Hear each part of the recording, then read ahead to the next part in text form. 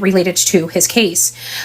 We learned that there is a group of people that have been kind of incited or elicited for help from the mom and stepfather. Now, we've learned also through the grapevine, and this is allegedly, and in my opinion, the unscrupulous PI has been fired from this case. I threw that out shortly after his Lore Lodge interview.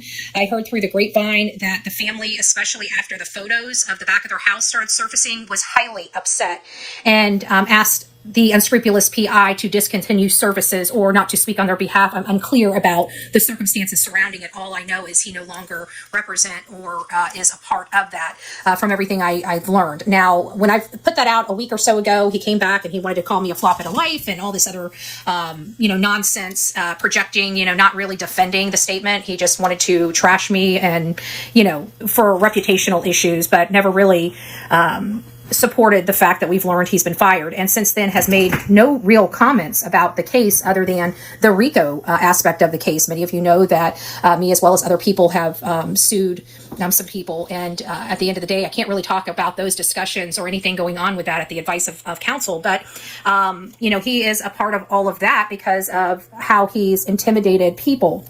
Now, we learned that he had some type of communication with the house that dropped the lights video. That's the leaked video from, sorry, Delilah just had a bath and she's shaking every 5 seconds. So that, yes, Ferret Mom, that is the unscrupulous PI. I don't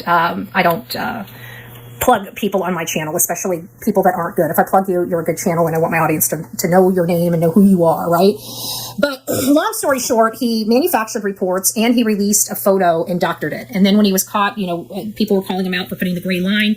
It sounded like one of his team members decided to go in there and smear all the windows, and then realized that they smeared all the windows and tried to go back out there and draw them in, which was really crazy. So we caught them modifying an image, literally modifying and altering an image that was released to the public. And I had just had enough. So I don't plug him. I don't have anything to do. He's just, he's bad. He's bad. And many of you know Hindsight 2002 on this platform.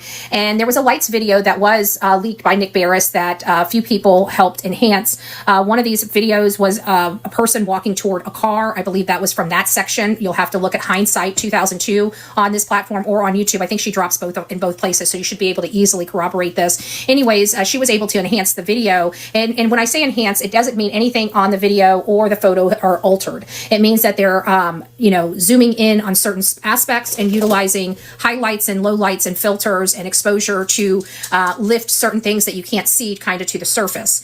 And that's all that was done here. And so I didn't understand how she thought Sebastian, or we shouldn't even consider this Sebastian, we should just consider it a blob because that's what we see on camera. How they think this blob is positioned on the person moving in the video. And so when I reached out to her, she kind of drew this. And so this was a couple weeks ago when this started, kind of breaking on social media. Well, just recently, somebody had found an old photo of Chris with a very, very large and very, very heavy dog. And, you don't really make heads or tails of this stuff, honestly. You try to do your best, but you don't really have anything to kind of plug in or, see visually. But as soon as I saw this, which just kind of started circulating the last couple days, it really reminded me of the drawing that Hindsight sent to me about what she thought the blob was.